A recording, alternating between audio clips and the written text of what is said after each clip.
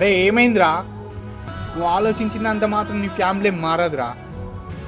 అరే వాళ్ళకి నిన్నులా ఎప్పుడైతే అర్థం చేసుకుంటారో అప్పుడే అర్థమవుతావురా. అప్పటి వరకు నువ్వు ఎంత ఆలోచించినా వేస్ట్. నువ్వు నడుముంది నుంచి. చేపల కూర అంటే ఇష్టం కాదురా. మా అమ్మ చేపల కూర అండింది, దా మా ఇంటికి పోదాం. పిసం ఉండకూడదా చెప్తుంటే నీకే అర్థమవుతా లేదా?